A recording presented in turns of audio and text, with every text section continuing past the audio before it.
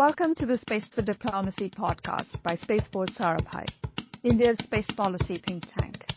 I'm your host, Susmita Mohanty.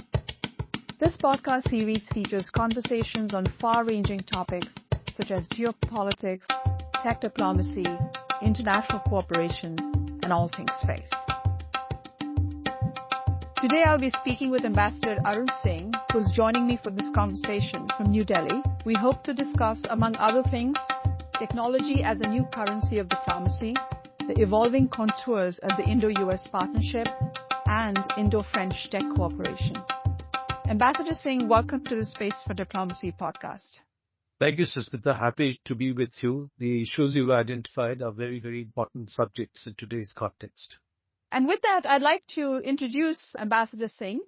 He has extensive experience across the globe, including as India's ambassador to the United States, Israel, and France. In his distinguished 37-year career in the Indian Foreign Service, Ambassador Singh has served during pivotal periods in key global capitals and was instrumental in shaping India's policies, notably the continued progress in the Indo-US relationship, India's closer ties to Israel, and the formulation and implementation of India's policies related to Afghanistan, Pakistan, and Iran, including in the period following 9/11. He was a member of India's National Security Advisory Board over 2021-22. Ambassador Singh is currently a senior counselor at the Cohen Group, a visiting professor at Ashoka University, and a non-resident senior fellow at Carnegie, India. Ambassador Singh, let's start out by having you define for us technology diplomacy as you see it, and how did you leverage it during your tenure as ambassador to various countries for strengthening alliances and reshaping alignments? So, Susmita, I think it is increasingly recognized that economic linkages between countries are a very important part of their relationship. They add to the convergence that may be there on strategic and political aspects and deepen people-to-people dimension of the relationship. To strengthen the economic relationship, the science and technology component is again very important because that really provides the basis of economic interaction, engagement between industry, engagement between universities. So there is a recognition that it's not enough just for business level engagement based on their current production, but to scientific and technological cooperation looking at future pattern of industry and production. Again, it is not enough just to engage with industry because a lot of work happens in universities. Universities develop the science that later translates into technology that industry uses. And many universities today, including in India, particularly in the US, use incubators at universities to then lead to technology development that is of relevance to industry. And there's deep partnership between industry and the academia. So given all that, partnership between industry on both sides, partnership between academia on both sides, becomes a critical component of advancement of relationship between these two countries. So as a result of that, science and technology cooperation has always got attention. But normally in the past, cooperation in science was done in the perspective of science. That you identified that scientifically it was useful, so you do the cooperation. And once that is found useful, it leads to spin-offs in terms of the relationship and in terms of diplomacy. Of late, a different dimension has crept in. Countries are recognizing that they need to cooperate in technology, in science from a national security perspective. So that becomes the ab initio point. That because you should cooperate with certain countries, keeping in mind your national security, starting from that, what are the kind of technologies you should cooperate in? So that's a new element that has crept in. So I think certainly in the work that I did in the United States, in France, and earlier in Israel, the science and technology dimension of the cooperation was something that was emphasized continuously. In May of 2022, Ambassador, we had President Joe Biden and Prime Minister Narendra Modi launching the US-India Initiative on Critical and Emerging Technology, also known as ICET. We know that ICET provides a platform for joint research and innovation in technology areas such as semiconductors, space, quantum computing, and AI. Can you give us some insights into how ICET was operationalized? As I understand it, and you referred correctly to the joint statement that was issued by President Biden and Prime Minister Modi in May 2022, indicating that this was an area that they were going to look at for cooperation. And the initiative was then formally launched by the national security advisors of the two countries in January 2023. And I spoke to you earlier how countries are recognizing that from the national security perspective, they should cooperate in certain technologies. And the very fact that the national security advisors of India and the US launched this framework of cooperation was a recognition of that and a signal of that intent. I think there was a sense in both governments, as I understand it, that there was growing convergence in strategic interests, but the economic relationship needed to be strengthened further. For India, US is our largest trading partner, and it's an important economic partner. For the United States, India is among the top 10 trading partners, but not the largest. Our trade with the US, for example, is about $200 billion. But US trade with China is more than $600 billion. And China is an adversary of the United States. The US has said repeatedly that their main economic, technological, and military rival, and the only country with the intent and capability to replace the US in the international system, is China. So with their rival, they have a trade of more than $600 billion. With India, just $200 billion. So there was a sense in both governments that you need to expand the trade and economic relationship. The second recognition was that there is a perfect storm of technology coming. There is technological development in many areas: artificial intelligence, quantum, cyber, 6G, biotech, semiconductors, space, and spin-offs into defense technologies, which are going to completely transform the way we live, the way we work.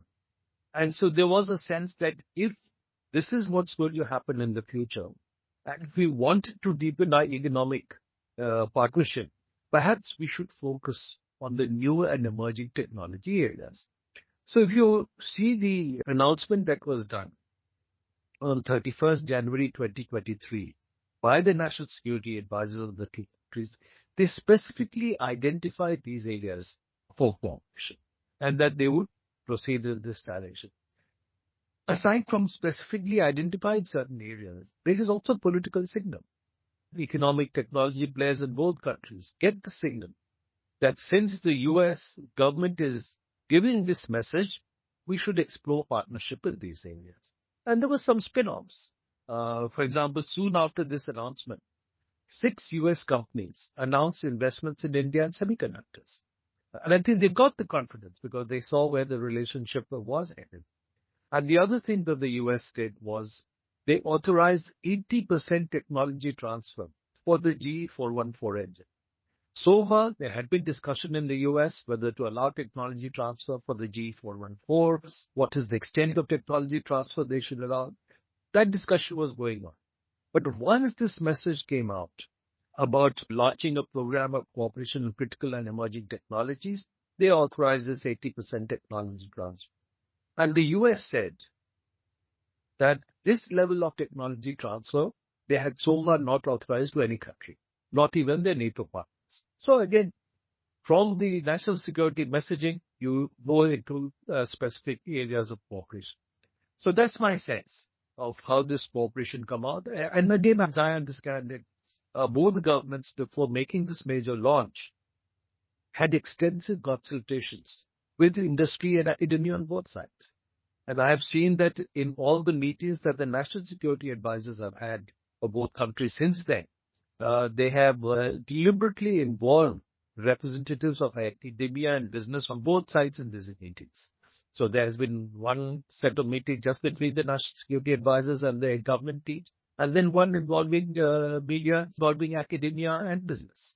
Because it has to be carried out, actual cooperation has to be carried out at that level where the governments can give the message. So that's how it played out, as I see it. India recently received a few GEF 404 engines for the fighter jets.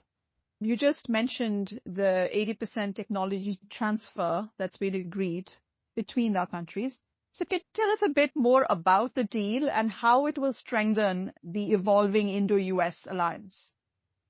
Well, I don't use the word alliance because, India doesn't want alliances. India believes in strategic partnerships. So because on any issue, India wants to be able to take decisions based on its assessment of its own interests. And the G404 was part of an old contract. And I understand because of some delays, etc., on both sides, there were some issues related to supply chain. But according to reports that have now come out, those issues have been resolved, supplies have resumed, and there is a regular schedule that has been determined. As far as the G414 and technology transfer is involved, those engines are meant for India's indigenous AMCA, the Advanced Medium Combat Aircraft Project. They would be vital for that. Again, from the reports that are coming out, the discussions, contract negotiations are going on between the two governments. And once those contract negotiations are completed, then we will see where they are. And I think that will be a test case of US translating the announcement into reality in terms of contract and the technology transfer. And many in India will watch that as a test case of US willing to do the kind of technology transfer that they have committed to. So let's see how it plays out. In February of 2025, under President Trump, the ISET was replaced by the Trust Initiative. Are the contours of ISET and Trust identical, or are there any differences? So clearly, the last 2 years of the Biden administration, 2023 and 2024, the framework of ISET had provided a major boost to the cooperation. And it also defined the political messaging around their relationship. That if you are going to partner in critical and emerging technologies, both countries had high level of confidence in the relationship, and it encouraged partnerships in other areas. Again, interestingly, many other partners of the United States, when they saw that US and India were partnering in critical and emerging technologies, then they came to India and said, we are also willing to do a similar partnership with you. And they may have otherwise been reluctant. I noticed that in August of 2024, UK and India launched something called the TSI, the Technology Security Initiative. And although it's titled differently, if you look at the text of the announcement, it's patterned entirely on ISET. So but here is UK signaling that because you are willing to do something with the US, we are prepared to do a similar level of cooperation. And again, as I understand, both governments have had some discussions on how to advance this in areas where UK has certain strengths in technology, different from what the US may have. Now, once the Trump administration was elected in November, clearly there was some concern in India whether the new Trump administration would want to continue with the ISET framework, because that was an initiative of the Biden administration or an initiative in the Biden period. And they had signaled that they would undo anything that Biden had done. And so whether Trump would want to continue that. So people, I think, were watching that process. And that's why it is interesting that in February 2025, after the Indian Prime Minister visited the United States, in the joint statement that was issued, they announced something called Trust. And if you expand it, it stands for Transforming the Relationship Utilizing Strategic Technology. Now, if you look at the text of the announcement, it's very similar to ISET. So as I understand it, clearly they didn't want to continue with a Biden initiative, but they understood the significance of what was being done and the importance of the technology partnership between India and the US. Again, I'd like to recall for you that in 2018, in Trump 1.0, the administration had placed India on what was called STA Level 1 authorization, Strategic Trade Authorization Level 1, for highest level technology releases on par with NATO partners of the United States. So the Trump 1.0 had recognized the importance of that kind of technology partnership. So this sort of flows from that. So from my perspective, here was the Trump administration continuing with the initiative, but then rebranding it so that they could now take ownership for it and then take it forward. So I think from that perspective, certainly it's something useful that happened. Because as we all know, they have otherwise gone back on many of the other Biden era initiatives. Let's dial back a decade and a half, roughly, and look at the civil nuclear deal that was signed between India and the United States in 2008. Did it reset the Indo-US relationship, which was starting to teeter a bit towards the end of the last century? And if so, how? No, completely. I think one must acknowledge that the US-India Civil Nuclear Cooperation Agreement was very helpful to India and also completely transformed the US-India relationship. From what I understood, that the US administration at that time wanted to improve the relationship with India. And they did a very detailed sort of analysis of what were the obstacles in terms of trying to improve the US-India relationship. One of the things they concluded was that US was very restrictive in terms of technology transfers to India. And those were because of the sanctions that US had placed on India since the peaceful nuclear explosion that India had done in 1974. And then there were heightened sanctions after our nuclear test in 1998. So with those kind of technology restrictions, it was simply not possible to advance cooperation either in terms of defense supplies or even in civilian areas of technology. So when they examined that, they felt that the only way to unravel this set of restrictions was by doing a civil nuclear cooperation agreement with India. That understanding where India's position was on nuclear issues, while not formally recognizing India as a nuclear weapon power, but accepting the reality as it is, try and advance cooperation with India in civil nuclear energy with India's nuclear power facilities that are available for international inspection. So based on that process, they moved forward.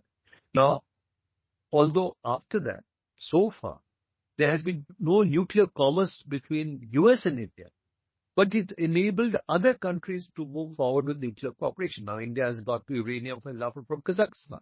That could have been difficult because through the nuclear supplies group, there was an understanding among suppliers of nuclear materials and equipment that they would not have supplied to any country that was not a member of the Non-Proliferation Treaty. And India was not a member of the Non-Proliferation Treaty. Now, here was an exception made for India to be able to get that access.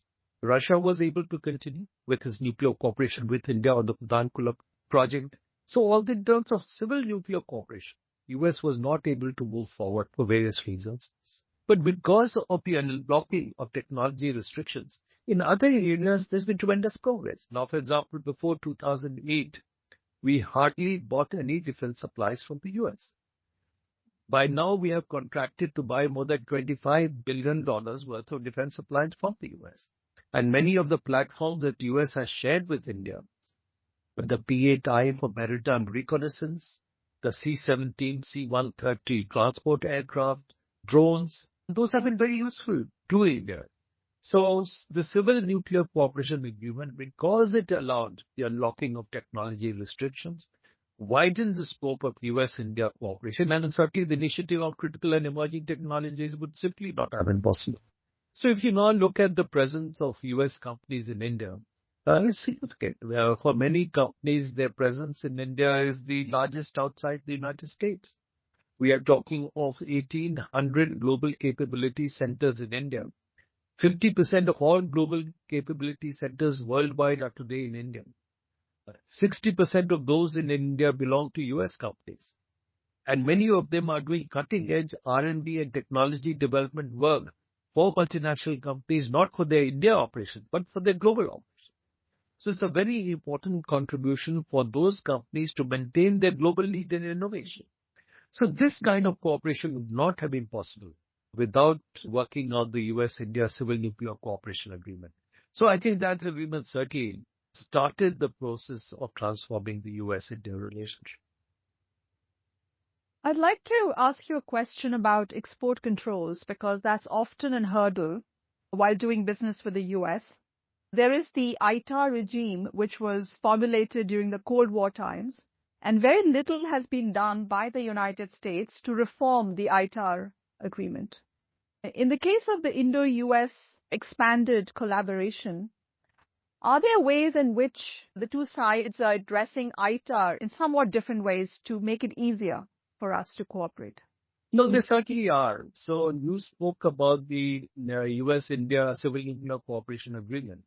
Before that, in 2004, US and India had made an announcement that they would expand cooperation in different areas of technology, and that involved space, nuclear energy, and defense. Now, they realized that because of technology restrictions, approvals would be very difficult. So at that time, they had set up something called the High Technology Cooperation Group, the HTCG. And they met at the level of Foreign Secretary of India and his counterpart in the US Department of Commerce to look at technology denials that were happening and to see how that could be addressed. And over time, the number of denials became less and less. And as the US expanded cooperation with India, the Civil Nuclear Cooperation Agreement, then the Obama administration declared India a major defense partner in 2016, allowing higher level technology releases. Then the Trump administration did STA level 1 authorization. So with all that, it was found that the denials that were happening, that the HTCG needed to consider were becoming less and less. Now, the next step that was taken was through the initiative of critical and emerging technologies, where you're looking at a whole new set of technologies, where again ITAR restrictions would come into play. So when the ISET announcement was done, the two countries also announced that they would be setting up something called the Strategic Trade Dialogue between US and India. Again, it was led by the Indian Foreign Secretary, but on the US side, it was led jointly by his counterpart in US Department of Commerce and US Department of State. And in the meetings that were held from the reports I saw, there was also presence of the people from the US Department of Defense. So in a coordinated manner, they were trying to address issues that were coming up in terms of authorization of technology to move. So there's certainly an attempt, and I think the sense is that even in the Trump administration, they look at implementing trust, those issues would come up, and there is a mechanism to address. But then, Susmita, as you know, ITAR is not India specific. It applies to all countries. And last year I saw an announcement that one company in the US had been fined $500 million for making a supply to Germany, which is a NATO partner of the US, for having violated ITAR obligations. So that's a challenge, and I think it's a US-specific challenge that other partners of the US have to deal with. Ambassador, you were our ambassador to France from 2013 to 2015. How would you describe or characterize the Indo-French cooperation in technology? Again, France is a very important partner for India. Now, I spoke to you about the nuclear test we had done in 1974. After that test, now before that, US was cooperating with India in civil nuclear energy, at Tarapur plant. Now, after that test, the US said that in terms of their law, they will not be able to supply to India the uranium and other inputs that India needed. But India said, you're committed to supply for the life of the plant. So they brought in France as a substitute supplier because French did not have any legal restrictions on their side. So from that time, through various ups and downs, France has certainly become an important partner for India. In 1998, when we did our nuclear tests, if you look at the 5 permanent members of the UN Security Council, US, UK, and China severely criticized India and called for and imposed sanctions on India. Russia, with which we have a very important partnership, did not impose sanctions on India, oppose sanctions, but criticized India. France was the only E5 member that did not criticize India, did not impose sanctions, and said they understood India's compulsions and security environment. Now, given that, the strategic partnership with France has evolved considerably. And in the important areas of cooperation, defense, space, nuclear, France is our most important partner in Europe.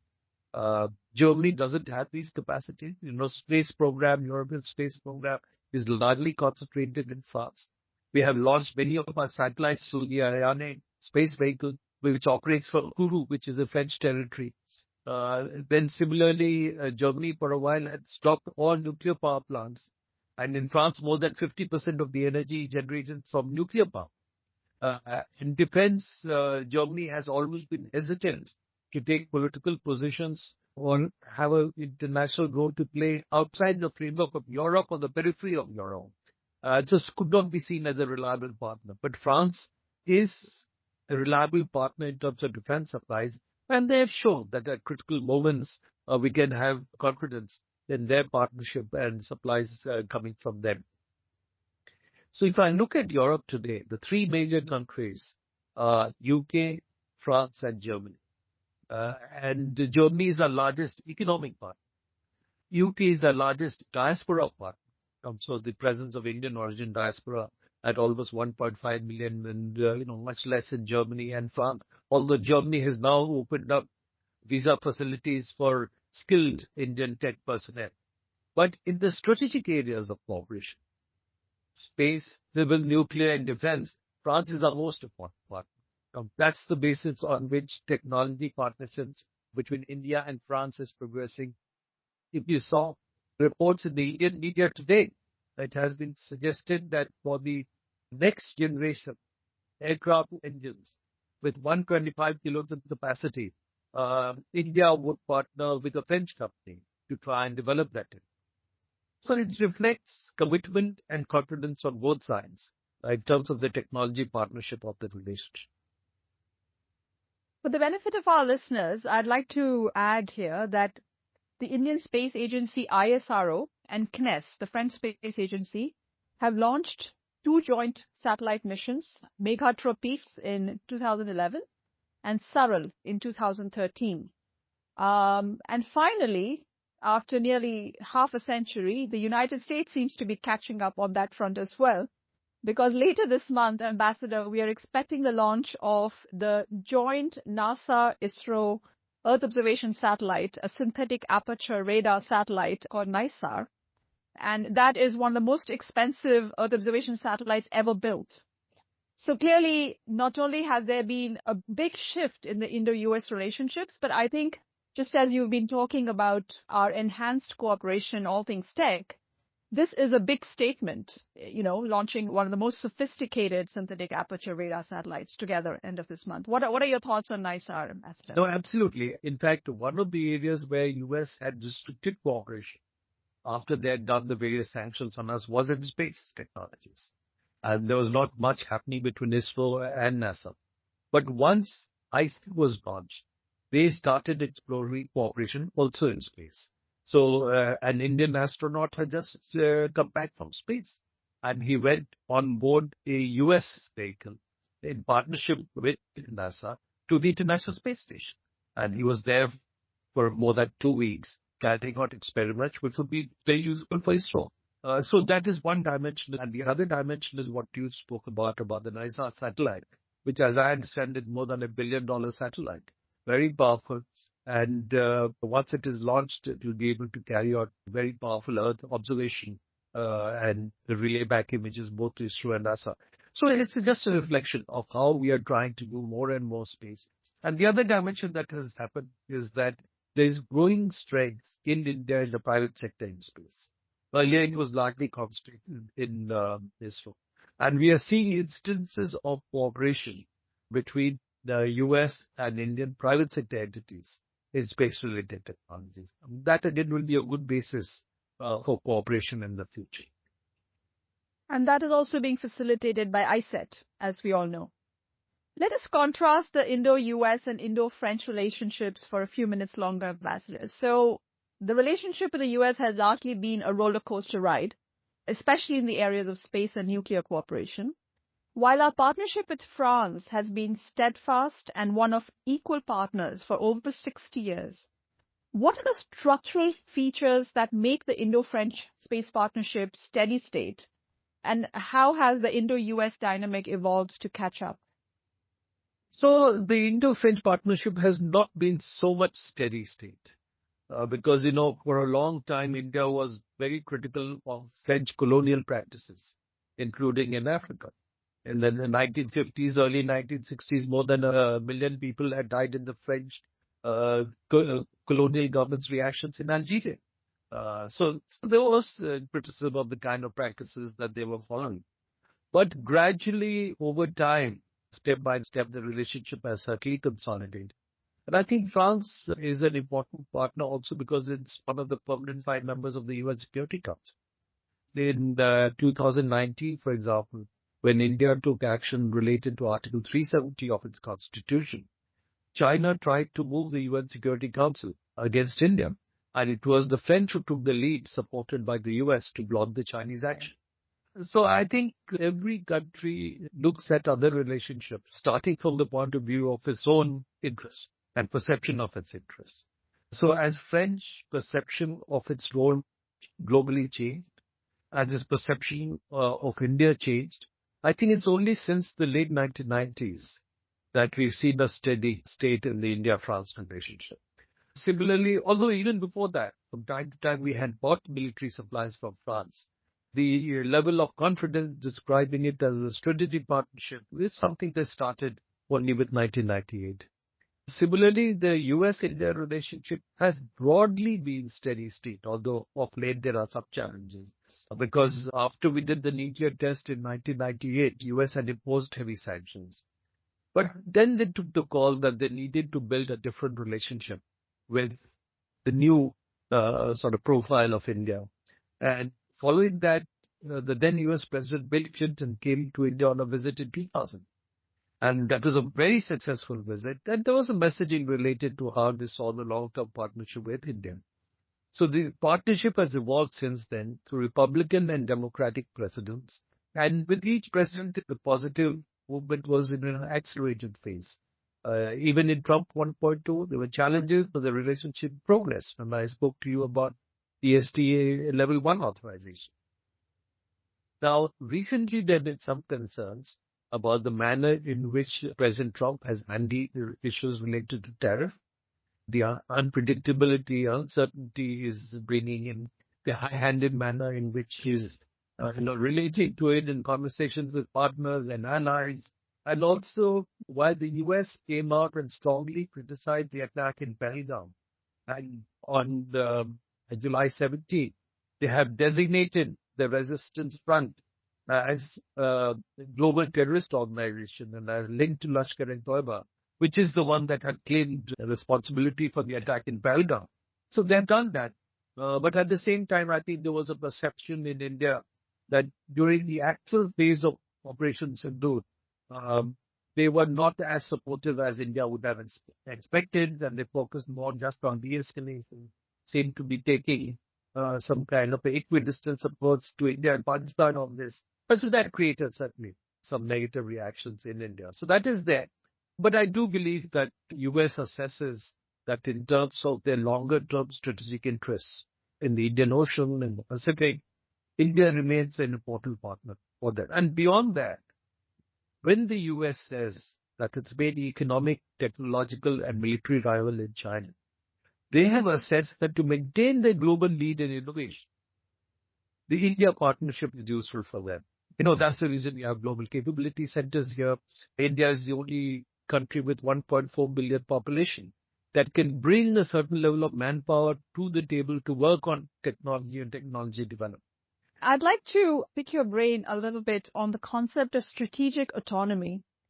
In my observation, since we just talked about France, it was President Charles de Gaulle in the 60s, while being a part of NATO, he decided that France needs to keep its strategic autonomy. And I believe he took France out of the unified command of NATO. And in some ways, the idea of strategic autonomy has become part of the French diplomatic culture, the design of their security infrastructure. So do you think India also has a similar approach to strategic autonomy when it comes to all things tech and security? So although the words are the same, I think the approach in reality is somewhat different. In France, since the end of the Second World War, there has been a sense that France must maintain its strategic autonomy. But because they are a part of NATO, and now, in fact, the integration of command has happened, But because they are a part of NATO and they are part of European Union, they have to coordinate their decisions with other members of NATO and other members of the European Union. And the others are not talking of strategic autonomy from the US. So the French ability to exercise strategic autonomy, there are limits on that. Of course, there is some change happening now because today under President Trump, the US is signaling that it wants to spend less and less in its external involvement and wants its allies and partners to do more to handle their own challenges. In Europe, there is certainly a move that Europe should be able to do more in terms of handling their concerns in the European security theater, including building up defense industrial capacity. If that progresses, then certainly Europe may be able to exercise greater strategic autonomy. And that's something French will value. And through that mechanism, maybe they can talk of more strategic autonomy. Now, India doesn't have alliances. India takes decision based on its own interests. And India, if you look at the current global configuration, the major players are China, Russia, and the United States. For India, the major partners are US and Russia. And Russia and US have an adversarial relationship at the moment. So if India is to build its relationship both with the US and with Russia, it has to sustain the strategic autonomy of its decision making. Because if it is not able to do that, then one or the other will pressure India to go along with their point of view against the interests of the other major power. That's at least something that is not in India's interest. Because if I look at India's comprehensive national interest, US is a very important partner, largest trading partner, largest investment partner, largest single country presence of Indian origin diaspora and 5.2 million, largest single country presence of Indian students in universities at more than 300,000. Russia, on the other hand, has been a very important traditional defense partner. Even today, 60% of our defense supplies are of Russian origin. So that's an important partnership. Today, a large part of our energy imports come from Russia. And historically, since the 1950s, Russia has given us political support in the international context, and you don't want to lose that. So it's important for India to sustain both these relationships, even as they may be adversaries among them. So India's strategic autonomy is a very important component of India being able to pursue its own interests as it takes foreign policy decisions.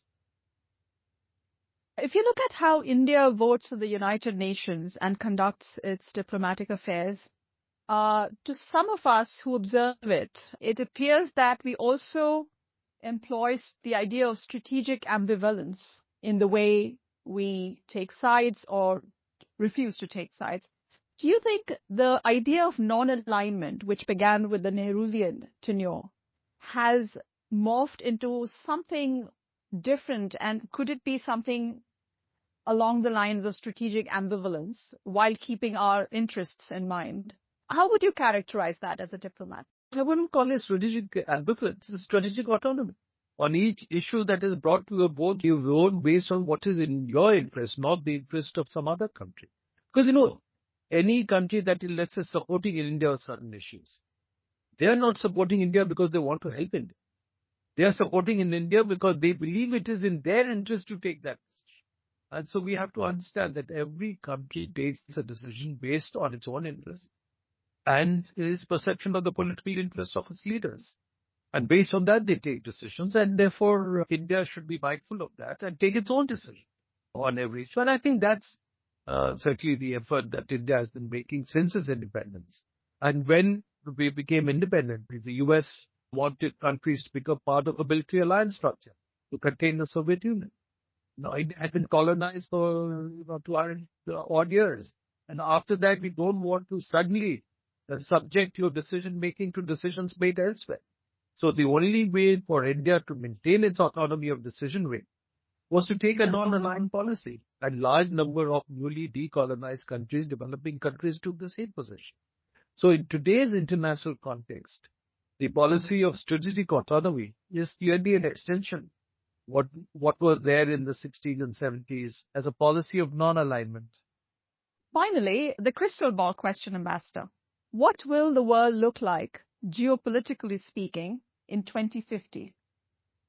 very difficult to say. Recently I had been on a visit to the United States, and many people were recalling in a book by the U.S. Secretary of State at the time of the Second World War, T. Batches, and he had written this book, Present at the Creation, when U.S. led the world to create agencies like the United Nations, the IMF and World Bank to deal with international economic cooperation.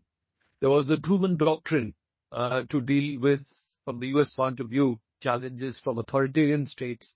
There was Marshall Plan to respond to needs of Europe after the devastation of the Second World War. And people were saying that now we are at present at the destruction of the whole structure of international relations and cooperation that was established since then. So, first element of uncertainty is that U.S. at the moment is redefining its global profile, and that's largely because of the fact that one segment of the U.S. population felt that it had lost out in the process of globalization that had taken place since the 1990s. They felt that their wages stagnated, death rates went up, drug addiction went up, longevity came down, because manufacturing was sucked away by China once it was brought into WTO. Now, not everybody in the U.S. agrees with this. A George Bush administration, which had led to the involvement in Afghanistan and attempt to do regime change in Iran, negative reaction to that had led to somebody like President Obama. Opposition to President Obama had led to somebody like President Trump coming. Now, what will emerge in the U.S. after Trump 2.0? We don't know. It could either be something, a continuation of the present situation with less extreme as now, or it could be complete reversal, a reaction. So we don't know. So we have to see how the U.S. is defined. The second uncertainty is due to the fact that China has emerged as a major player in the global context, militarily, economically, and in terms of technological development. Now, where is China headed? What happens? How do U.S. and China define their relationship? And the third big leg here, Russia, at the moment talks of a no-limits partnership with China.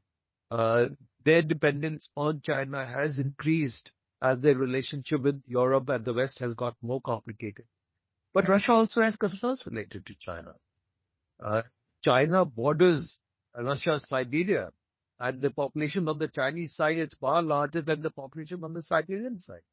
And there's, from all reports, huge Chinese economic presence in Russian Siberia. What happens in the long-term context? Russia has to, look at that. And with the global ferment taking place now, where does Europe emerge? Western Europe.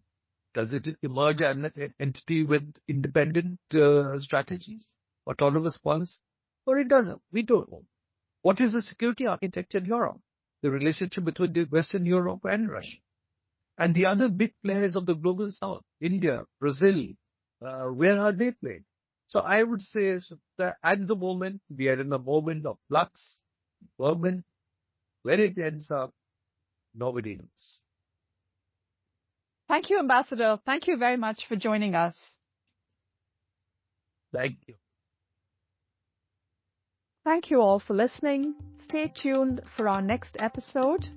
Refer to our website, spaceportsarabhai.org, for more discussions, debates, dialogues, an explainer series, the new Space India podcast, and a newsletter about the progress of India's space program.